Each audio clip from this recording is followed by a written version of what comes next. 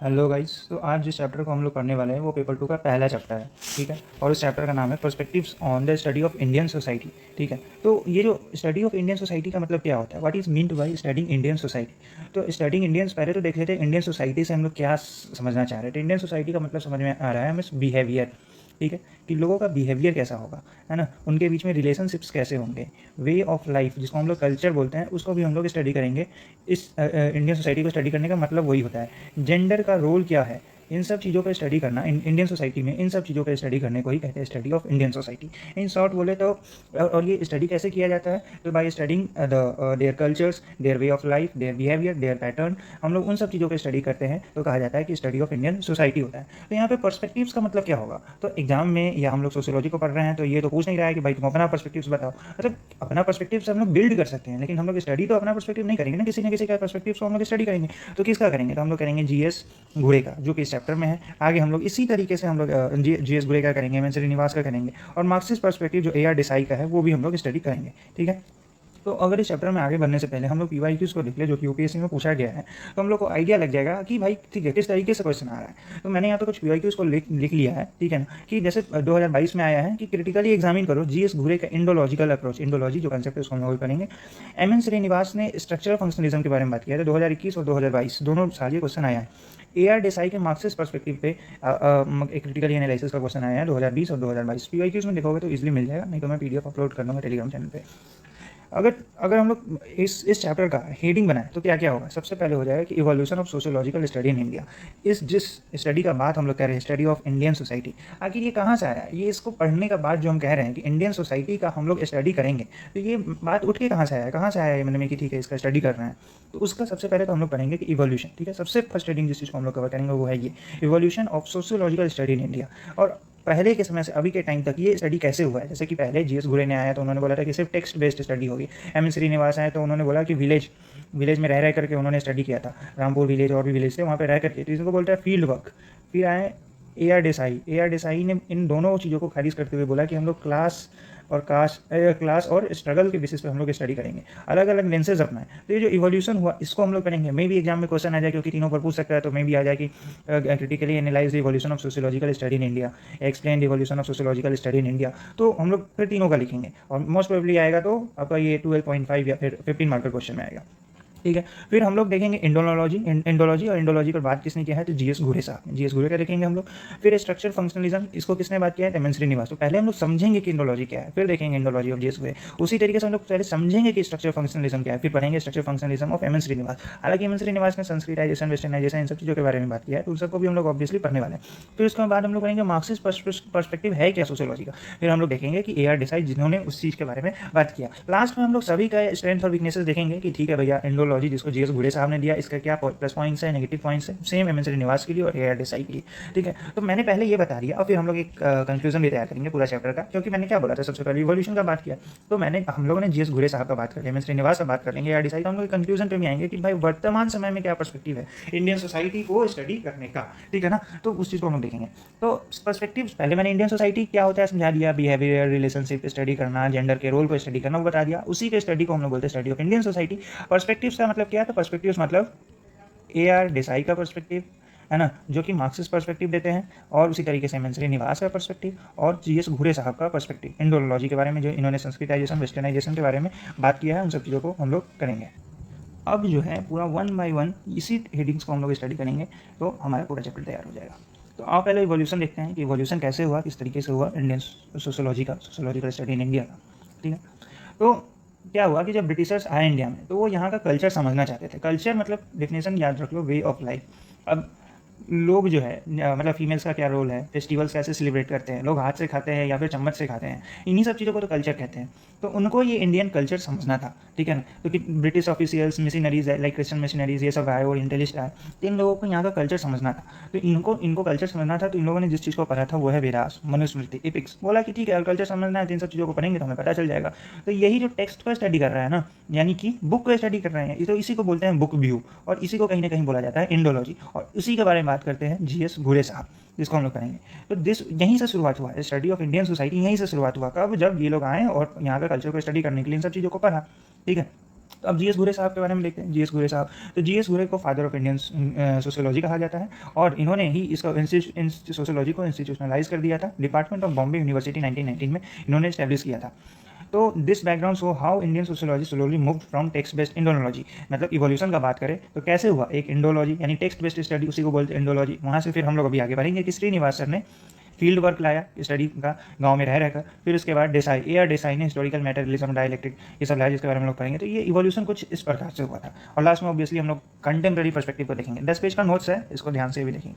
तो मैंने क्या बोला कि सबसे पहले हम लोग इस टॉपिक को कवर कर चुके हैं कि ठीक है इवोल्यूशन क्या है। तो इवोल्यूशन इसी तरीके से टेक्स्ट बेस्ड स्टडी से फील्ड, फिर इसके बाद मार्क्सिस्ट पर्सपेक्टिव ए.आर. देसाई का, ठीक है। तो ये हम लोगों ने देख लिया इवोल्यूशन कैसे होता है। फर्स्ट टॉपिक डन है। सेकंड इंडोलॉजी देखेंगे और जीएस घुरे साहब ने इसके बारे में क्या कहा था इसको देखेंगे। तो क्या होता है Indology? Indology means the study of Indian society and culture using ancient text, scriptures, epics and classical literature, ठीक है। वेदास, रामायण, महाभारत, इन सब चीज़ों को स्टडी कर करके इंडियन सोसाइटी को स्टडी करना, that is meant by Indology. The idea is that India has a unique and continuous civilization which can be best understood through its religious texts, myths and tradition, ठीक है। अगर जो हमारा civilisation है उसको सबसे अच्छा से कहाँ से स्टडी किया जा सकता है, वही ना जो टेक्स्ट लिखा गया है, ट्रेडिशंस है या जो मिथ है। तो हमने क्या बोला, इंडोलॉजी को समझ गया हम लोग कि ठीक है टेक्स्ट को स्टडी करना है, स्क्रिप्चर्स को स्टडी करना, ताकि हम लोग क्योंकि हमको इंडियन सोसाइटी को स्टडी करना है। तो उसी को कहा जाता है book view of Indian society, जो कि जीएस घुरे साहब ने दिया था। तो यही book view of Indian society और the study of Indian society and culture using ancient text and scriptures, epics and classical literature is known as Indology. तो अगर हमें जीएस घुरे साहब के इंडोलॉजी के क्रिटिकल एनालिसिस पूछेगा तो हम लोग कैसे आंसर बनाएंगे? सबसे पहले तो इंडोलॉजी क्या होता है इंट्रोडक्शन में वही दे देंगे, इंट्रोडक्शन में इंडोलॉजी दे देंगे। फिर हम लोग जीएस घुरे साहब का पर्सपेक्टिव लिखेंगे, फिर लास्ट में बनाएंगे पॉजिटिव्स और नेगेटिव्स पॉइंट क्या क्या रहेंगे इंडोलॉजी का। तो ठीक है, तो जीएस घुरे जिनके बारे में भी लिख सकते हैं, जो कि father of Indian society, Rohan of Indian sociology कहा जाता है। इन्होंने इंस्टीट्यूशनलाइज कर दिया था जो मैंने बता दिया है। इनके अकॉर्डिंग ही believe that to understand Indian society we must study its culture, traditions and text. अगर हम इंडियन सोसाइटी को समझना चाहते हैं तो हमें इसके कल्चर, ट्रेडिशंस और टेक्स्ट को समझना पड़ेगा। घुरे जो मेनली यूज़ किए थे संस्कृत के टेक्स्ट है, महाभारत, रामायण, पुराणास, मनुस्मृति और regional literature like Marathi poetry, इन सब चीज़ों का स्टडी यूज़ किया था इंडियन सोसाइटी को स्टडी करने के लिए, यहाँ के कल्चर को समझने के लिए।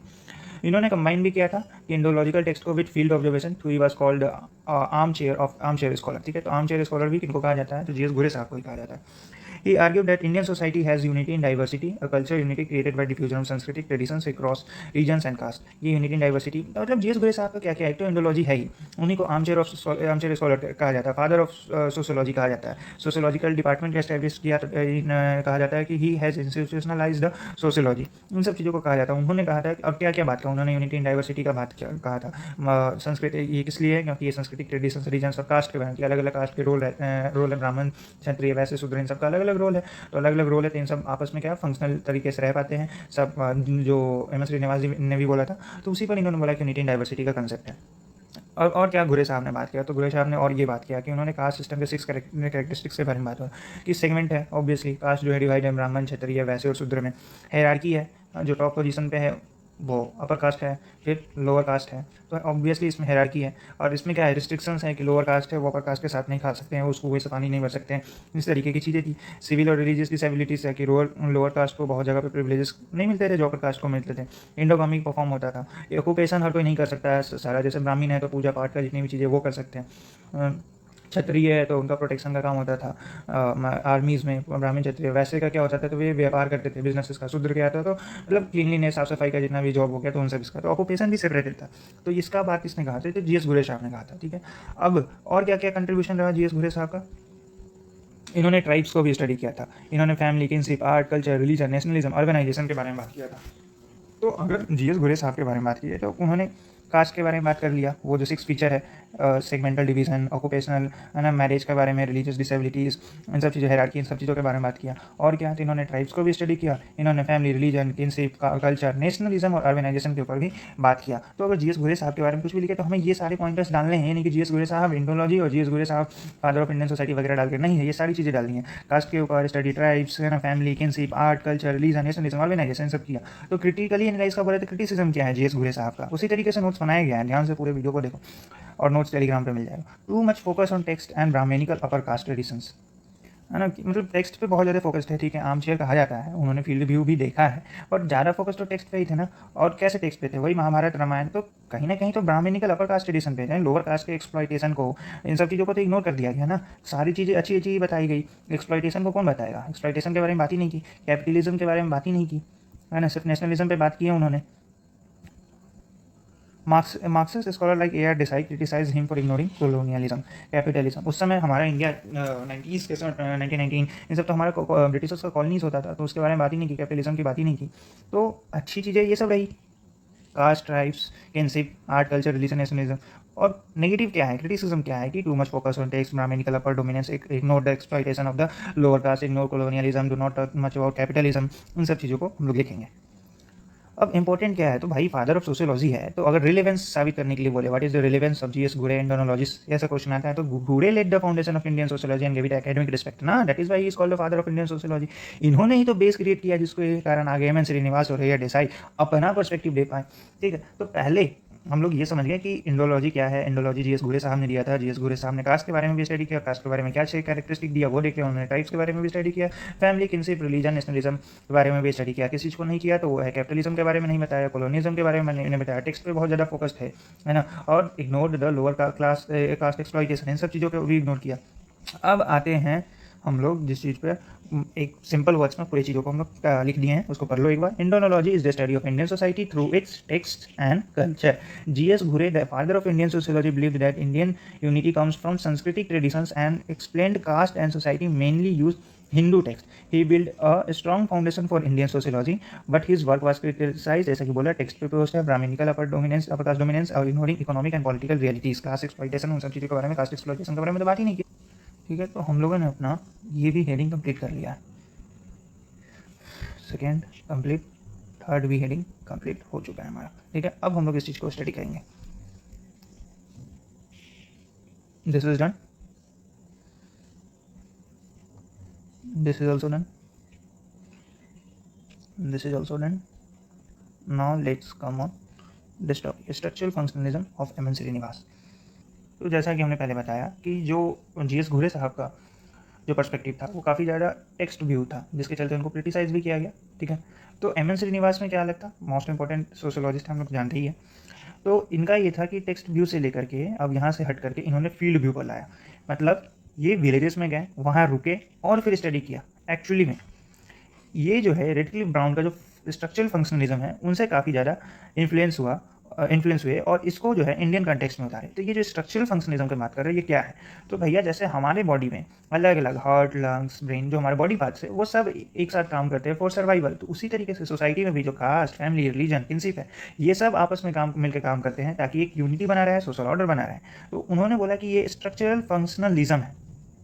तो श्रीनिवास जी ने इस मेथड को यूज़ किया विलेज, कास्ट और रिचुअल्स, इन सब चीज़ों को स्टडी करने के लिए। अब श्रीनिवास के जी ने इसको अप्लाई भी किया है, स्ट्रक्चर फंक्शनलिज्म को। कैसे अप्लाई किया, तो मतलब कोरग और रामपुर विलेज में रह करके इन्होंने विलेज स्टडी किया। इनके अकॉर्डिंग वही था कि कास्ट एक सिस्टम है, ठीक है ना, कि कास्ट के कारण ही मतलब एक लिविंग ही सोच caste not as a dead institution but a living, changing, adaptive system.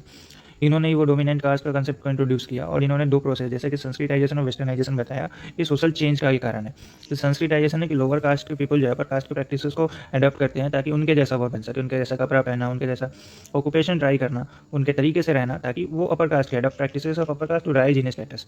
ठीक है, और वेस्टर्नाइजेशन क्या है, changes in society due to contact with British rule, education, modern laws और वैल्यूज। इसको मैंने बहुत सिंपल वर्ड्स में लिख दिया कि संस्कृताइजेशन और वेस्टर्नाइजेशन आखिर है क्या। और ऑब्वियसली इसका मतलब इसका फंक्शन यूनिटी है, जो फंक्शनल कंसेप्ट दिया कि हाँ ठीक है ये ऑक्यूपेशनल डिवीजन है, ये जो हायरार्की है, इसी के कारण तो सोसाइटी में स्टेबिलिटी है। क्यों, क्योंकि सबका अलग अलग रूल्स है, तो अलग अलग रूल्स है तो हर लोग अपना अपना work occupation, divided work and occupation करते हैं, जिसके कारण सोशल ऑर्डर मेंटेन रहता है सोसाइटी में। एग्जाम्पल्स कहाँ कहाँ है, तो यही इन सबको की स्टडी किया है, जिसमें क्या है ब्राह्मण्स जो है, ब्राह्मण्स का देखा कि ब्राह्मण्स क्या करते हैं, तो रिचुअल्स को परफॉर्म करनी है, कोई कास्ट होगा तो वो एस्ट्रोलॉजी परफॉर्म करते हैं, गन्ना जनपनी कास्ट क्या है, तो ये अलग अलग रोल अपना परफॉर्म करते हैं। रामपुर स्टडी में क्या देखा, तो इन्होंने बोला कि सोड रामपुर स्टडी में से कुर्ग और रामपुर दो विलेज स्टडी किया है। तो कुर्ग में ये हो गया ऑक्यूपेशन के बारे में, रामपुर में क्या है तो सोड how rituals, land ownership and cancel patterns held the villages together. मतलब लैंड ओनरशिप पैटर्न क्या, कम्युनिटी बेस्ड सिस्टम होता था, सब लोग एक ही में खेती करते थे, तो किस तरीके से लोगों को आपस में यूनाइटेड रखा होगा, उन सब चीज़ों के बारे में बात किया। अब अच्छी चीज़ें तो हम लोगों ने पढ़ लिया ना, मतलब जैसे हम लोगों ने जी एस घुरे साहब तो श्रीनिवास जी ने क्या दिया, तो स्ट्रक्चर फंक्शनलिज्म दिया। स्ट्रक्चर फंक्शनलिज्म को थोड़ा सा हम डिफाइन कर देंगे। इन्होंने कास्ट को एज ए सिस्टम देखा, एज अ सिस्टम देखा, कास्ट को एज ए सिस्टम देखा। और क्या हुआ, विलेज स्टडी किया, फील्ड व्यू दिया इन्होंने। इसके बाद इन्होंने संस्कृताइजेशन और वेस्टर्नाइजेशन दो चीज़ दिया। तो श्रीनिवास जी के बारे में हम लोग, अब खराब बातें क्या है, नेगेटिव्स क्या है, क्रिटिसिज्म क्या है, तो हारमनी, जैसे कि जीएस घुरे साहब ने भी हारमनी पर ज़्यादा फोकस कर दिया था, उन्होंने भी over emphasis on harmony. GS घुरे साहब ने भी क्या किया था, जीएस घुरे साहब ने भी यही किया था कि सारी चीज़ें अच्छी हो रही है ना, कि लोग यूनिटी इन डाइवर्सिटी है, सब कुछ बढ़िया बढ़िया सा। क्लास एक्सप्लॉइटेशन, कास्ट एक्सप्लॉइटेशन, इन सब चीज़ों को उन्होंने इग्नोर ही कर दिया। तो उसी तरीके से इन्होंने भी कर दिया, उनका भी क्या था, अपर कास्ट पर डोमिनेंसी था। उसी तरीके इस sees caste society as stable and cooperative but ignores conflict, inequality and exploitation. Class exploitation, caste inequality और कॉन्फ्लिक्ट, इन सब चीज़ों को तो इग्नोर ही कर दिया। कॉलोनियलिज्म को इन्होंने भी इग्नोर कर दिया, कैपिटलिज्म को इन्होंने भी इग्नोर कर दिया। उस टाइम में ब्रिटिशर्स की कॉलोनीज होती थी। He studies hardly mention how British rule, hardly mention industrialization, market change, इन सब चीज़ों के बारे में बात ही नहीं किया कि किस तरीके से इंडस्ट्रियलाइजेशन, मार्केट, इन सब भी सोसाइटी को चेंज कर रहा है। इनके अकॉर्डिंग क्या था कि संस्कृताइजेशन, वेस्टर्नाइजेशन, यही सब चीज़ें जो है सोसाइटी को चेंज कर रही है। बाकी किसी चीज़ों का तो बात ही नहीं किया, ये इंडस्ट्रियलाइजेशन और ये सब किस तरीके से सोसाइटी को चेंज कर रहा है। तो कंक्लूजन क्या है, Srinivas gave sociology in India scientific field based approach. His structure functionalism explained how caste and village life worked and adapted to change. Even though critics say he ignored conflict and economy, his concepts like Sanskritization, Westernization and dominant caste remain highly useful in UPSC answer. तो इन सब words को mention करना है आपको answer में। M N Srinivas use structure functionalism to show that Indian society is like a system where different parts are interconnected, maintain social order while also adapting to change। तो इन्होंने ही functionalism का concept दिया, structure functionalism का, जिसको मैंने शुरुआत में explain कर दिया था। संस्कृताइजेशन को मैंने एक्सप्लेन कर दिया है, उसको और डिटेल में अगर लिखना हो तो ये है, एग्जाम्पल्स भी है कि किस तरीके से काम करता है।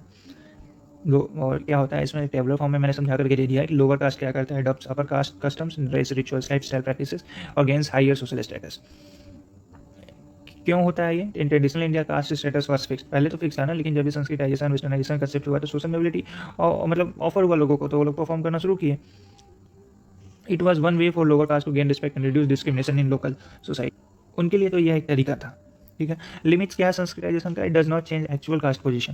मतलब एक्चुअली में तो कोई ब्राह्मण का एक्टिविटी परफॉर्म करके ब्राह्मण तो नहीं हो जाता है ना, लेकिन हाँ ठीक है, उनका सोशल पोजीशन इंप्रूव होता था। क्रिटिक्स से it focus only on ritual change, not on economic and political empowerment, ठीक है, लोग कहते हैं ये बात। इंपॉर्टेंस क्या है, तो यही संस्कृताइजेशन का क्या है, इंपॉर्टेंस ऑफ संस्कृताइजेशन, कि इसने क्लास का सिस्टम को फ्लेक्सिबल बताया, जहाँ पे पहले ट्रेडिशनल इंडिया में इसको कंप्लीटली रिजिड बताया जाता था, इसको अब फ्लेक्सिबल बताया गया। Explains a cultural way of upward mobility in Indian society, very useful concept in understanding social change. अच्छा आप लोगों ने ध्यान दिया होगा कि मैं समय से सोशल चेंज के बारे में बात कर रहा हूँ। तो अभी जो चैप्टर किस तरीके से जा रहा है, अभी बस 2-3 मिनट में आपको समझ में आएगा कि पूरा चैप्टर को मैं जब समराइज करूँगा। तो वन लाइन में क्या है संस्कृताइजेशन, वो देख लीजिए। वेस्टर्नाइजेशन का भी डेफिनेशन मैंने दे रखा है, एक अच्छा सा सोशियोलॉजी बेस्ड डेफिनेशन जो आपको जरूरी होना चाहिए आंसर लिखने समय। और वेस्टर्नाइजेशन है क्या, इसको मैंने आपको एक्सप्लेन कर दिया है। श्रीनिवास जी का जो फील्ड बेस्ड स्टडी था, तो उसका तो मैंने आपको दे दिया कि ठीक है, फील्ड व्यू पे ज़्यादा था, संस्कृताइजेशन इन सब चीज़ों को बताया, लेकिन कॉलोनियलिज्म, कैपिटलिज्म, इंडस्ट्रियलाइजेशन किस तरीके से सोसाइटी को चेंज कर रही वो नहीं बताया। AR देसाई के मार्क्सिस्ट पर्सपेक्टिव पढ़ने से पहले हम आपको फिर से एक बार चैप्टर का ओवरव्यू देना चाहते हैं और फिर से यहाँ पर लाएंगे कि आखिर हम लोग पढ़ रहे हैं perspectives of study of Indian society. तो पर्सपेक्टिव्स, अपना पर्सपेक्टिव तो नहीं स्टडी करेंगे ना हम लोग, इसका घुरे साहब का करेंगे, श्रीनिवास साहब का करेंगे और देसाई साहब का करेंगे, या देसाई साहब का करेंगे, ठीक है। तो इन लोगों का पर्सपेक्टिव अब किस तरीके से देखिएगा, अगर पर्सपेक्टिव्स की बात कर रहे हैं तो कैसा पर्सपेक्टिव भाई बताओ, किस तरीके से, मतलब कास्ट के बेसिस पर देख ले क्या इंडियन सोसाइटी, क्लास के बेसिस पर देख ले, या स्ट्रगल के बेसिस पर देखे, किस तरीके से सोसाइटी को, या सीधा टेक्स्ट को पढ़ें, मनुस्मृति में क्या लिखा है, महाभारत, रामायण, एपिक्स में क्या लिखा है, इन सबको पढ़ें और डिसाइड कर लेते हैं कि ठीक है भैया क्या है इंडियन सोसाइटी, इनका कल्चर क्या है, तो पढ़े कैसे।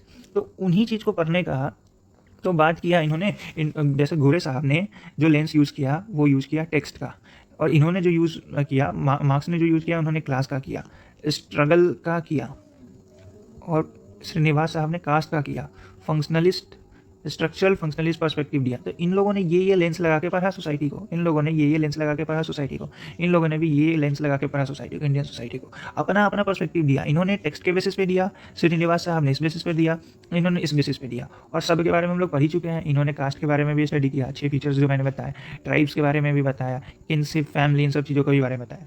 इनके बारे में भी देखते हैं तो क्या है, कास्ट के बारे में बताया, संस्कृताइजेशन, वेस्टर्नाइजेशन इन्होंने बताया, फंक्शनलिस्ट पर्सपेक्टिव दिया, स्ट्रक्चर फंक्शनलिज्म क्या होता है, AR देसाई साहब के बारे में भी पढ़ेंगे। तो और क्या चीज़ बताया, सोशल चेंज के बारे में देख रहे हैं हम लोग बार बार बात कर रहे हैं। तो इनके अकॉर्डिंग था कि ठीक है, हिस्टोरिकल मतलब हिस्ट्री को मेंटेन करते हुए, ट्रेडिशनल चीज़ों को फॉलो करते हुए अडेप्ट कर रही है सोसाइटी, है ना। ये सोड हिस्टोरिकल कंटिन्यूटी जो हिस्ट्री में फॉलो होते आ रहा है उसमें कंटिन्यूस है, हमारी सोसाइटी अभी भी है। और इनके अकॉर्डिंग क्या था, सोशल चेंज कास्ट बेस्ड था, संस्कृताइजेशन और वेस्टर्नाइजेशन से चेंज हो रहा है सोसाइटी। और इनके अकॉर्डिंग क्या था, मार्क्सिस्ट के अकॉर्डिंग सोसाइटी जो है क्लास स्ट्रगल और स्ट्रगल के बेसिस पे सोशल चेंज आ रहा है। इन्होंने कॉलोनियलिज्म, कैपिटलिज्म इन सब चीज़ों को इग्नोर ही कर दिया। इन्होंने भी सोशल चेंज में कॉलोनियलिज्म, कैपिटलिज्म इन सब चीज़ों को इग्नोर ही कर दिया कि भाई सोशल चेंज का ये भी तो कारण हो सकता है। अब मैंने ये टेबलर फॉर्म आप लोग देख लीजिएगा एक बार लास्ट में, एक बार मैं ऐसे कर देता हूँ। तो पूरा चैप्टर का सारांश जो है इसी टेबलर फॉर्म में लिखा हुआ है। अब देखो सारे टॉपिक्स हम लोगों ने कंप्लीट कर लिए। एक बार देखो उस टॉपिक पे चलते हैं जो हमारा लिस्ट था। केवल 10 पेजों का नोट्स है, इस पर लो, ये चैप्टर आसानी से हो जाएगा। और मैंने एक्सप्लेन भी कर दिया, वीडियो को डालो 1.5x की स्पीड में, पढ़ो पूरे को। तो जो टॉपिक्स का लिस्ट था हमारा, ये भी हमारा कंप्लीट हो चुका है। This is also done.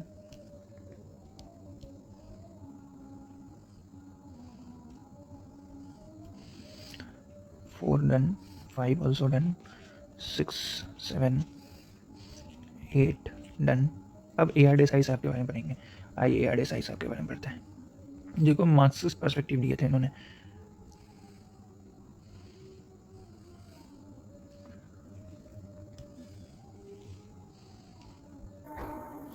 तो अब GS घुरे का और MN श्रीनिवास जी का, दोनों जी का हम लोग पर्सपेक्टिव समझने के बाद आए हैं AR देसाई के मार्क्सिस्ट पर्सपेक्टिव पे। तो जैसा कि हम लोगों ने देखा कि MN श्रीनिवास जी का क्या कहना था कि संस्कृताइजेशन और वेस्टर्नाइजेशन जो है कारण है सोशल चेंज का। तो उस थ्योरी को रिजेक्ट करते हुए AR देसाई ने मार्क्सिस्ट पर्सपेक्टिव दिया। उन्होंने बोला जो क्लासेस का एक्सप्लॉइटेशन है वही सेव कर रहा है, या स्ट्रगल है और एक्सप्लॉइटेशन है वही सोसाइटी में सोशल चेंज का कारण बन रहा है। सोशल चेंज का कारण संस्कृताइजेशन या वेस्टर्नाइजेशन नहीं है। The mode of production shapes the superstructure, politics, law और कल्चर आइडियाज। यानी कि कहने का मतलब है मोड ऑफ प्रोडक्शन जो बेस होता है, यानी कि क्लास स्ट्रगल जो है उसी ने सेव किया है पॉलिटिक्स, लॉ, कल्चर और आइडियाज़ को। यानी कि जो सोशल चेंज का कारण है वो क्लास स्ट्रगल है। तो डायलेक्टिकल मेथड इन्होंने जो दिया वो था हिस्टोरिकल मेथडिज्म और डायलेक्टिकल मेथड। डायलेक्टिकल मेथड का मतलब क्या है कि change comes to contradiction and struggles. Change doesn't comes from Sanskritisation and westernisation but social change comes from this, that is struggle and contradiction and conflict. Sociology should not just explain society but also help in its transformation.